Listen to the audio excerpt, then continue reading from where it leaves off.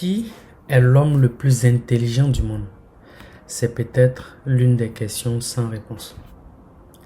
En réalité, l'intelligence est l'un des concepts les plus difficiles à mesurer. Toutefois, il existe différentes caractérisations, différentes classifications des types d'intelligence. Dans cette vidéo, je vais me focaliser sur la classification selon Howard Gardner, qui est un professeur de psychologie à Harvard. La vidéo a deux objectifs majeurs.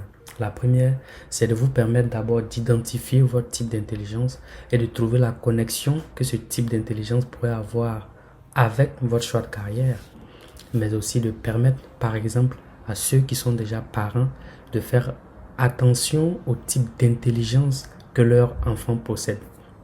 En vrai, je pense que beaucoup de parents se focalisent sur un seul type d'intelligence, comme on va le voir, et laissent des grands talents se perdre.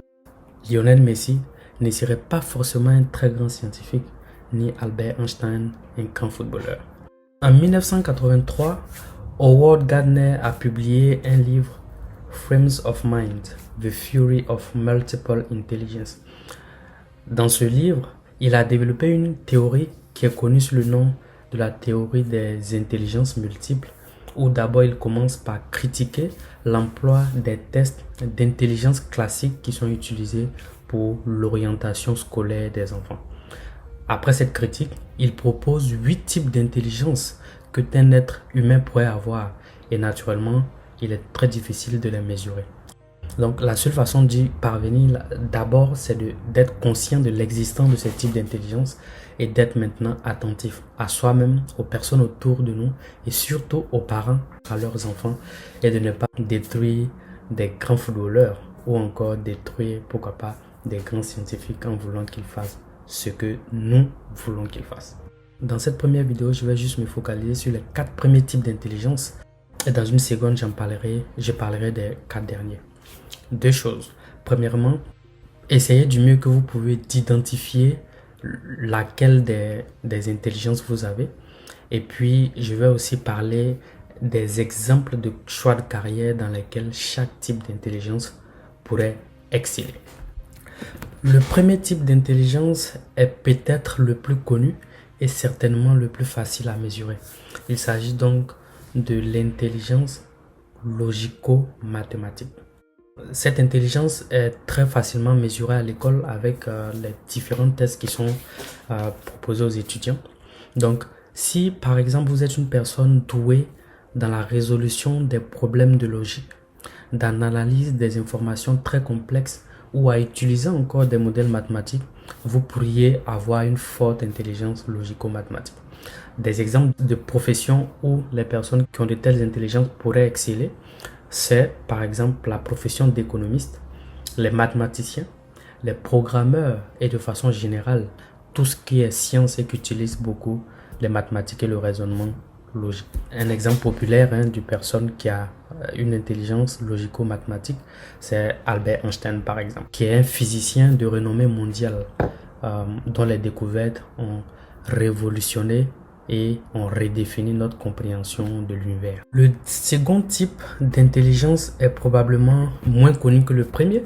Il s'agit de l'intelligence spatiale. Si vous êtes doué à penser de façon imagée, à visualiser des modèles par exemple en plusieurs dimensions, vous avez un grand sens par exemple de l'orientation.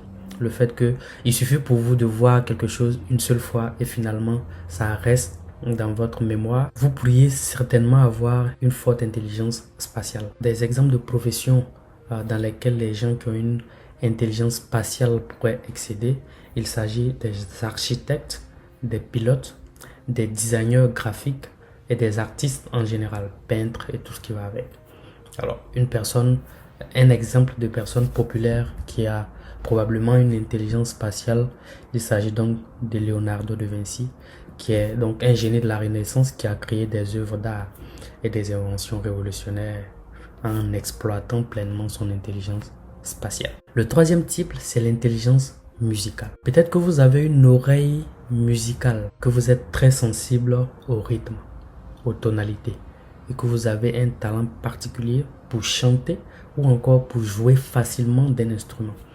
Donc vous pourriez dans ce cas être doté d'une intelligence musicale très développée. Les professions que les personnes qui ont l'intelligence musicale pourraient exercer, c'est d'être musicien, des chanteurs, des compositeurs. Le quatrième type d'intelligence qu'on va voir aujourd'hui dans cette première partie, c'est l'intelligence linguistique. Il y a des personnes qui sont très à l'aise à l'apprentissage de nouvelles langues, très brillantes dans la communication, quel que soit le sujet que vous leur donnez.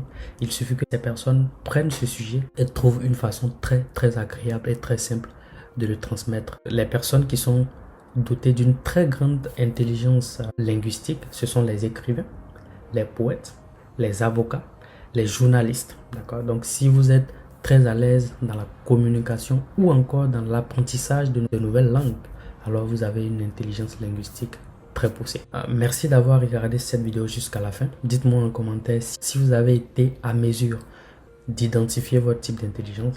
Si ce n'est pas le cas, on se donne rendez-vous pour la semaine prochaine et je vous parle des 4 types d'intelligence. Mais probablement vous l'avez déjà remarqué, les différents types d'intelligence ne sont pas mutuellement exclusifs.